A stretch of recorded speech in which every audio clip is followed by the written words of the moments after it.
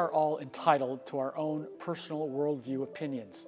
Unfortunately, this worldview can impede our objectivity and weaken good judgment in the workplace.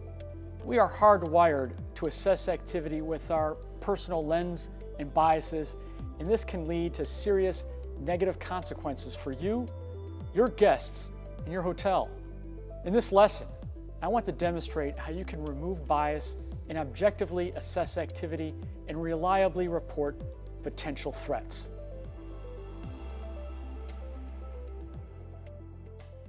A central principle in keeping your hotel safe is that there is a comprehensive effort by all staff to be security conscious.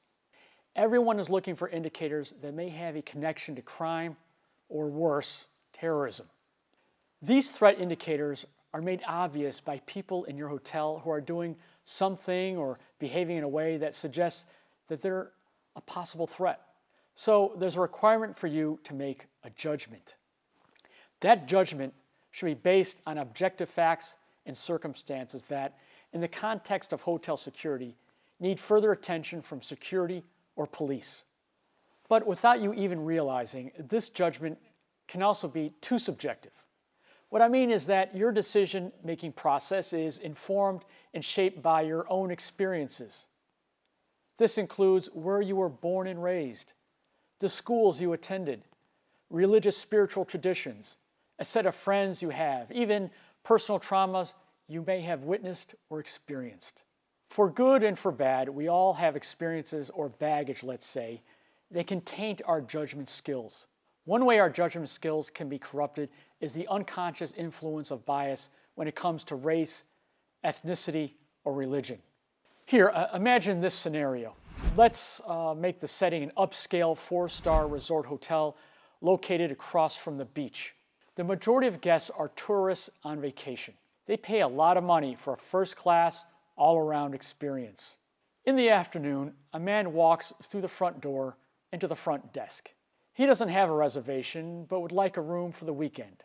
He's wearing jeans and a t-shirt that appears aged, and his hair is messy. His belongings are in a small backpack. He's unfamiliar with checking in, and his language suggests he's not formally educated. He can produce a valid identification card and a credit card, but states he'll pay in cash. Now, the man's appearance, his clothing, his lack of experience in a 4-star hotel, his basic speaking skills, all make him an exception to the type of guest you'd commonly find in a 4-star resort hotel. And he pays in cash. So your subjective judgment lens is on. Maybe it feels suspicious. It's easy for our biases to make quick judgments of what a criminal looks like. I'm confident in saying that nobody can ignore that. In my country, there's been a history of police and security personnel used, wittingly or not, in enforcing implicit racist policies, such as loitering laws as applied to people of color, harassment of motorists and pedestrians, police excessive force, and department store surveillance. The reason I'm talking about this is that it comes down to this. I don't want your hotel or your fellow colleagues to be accused of bias in the reporting of investigating of suspicious behavior.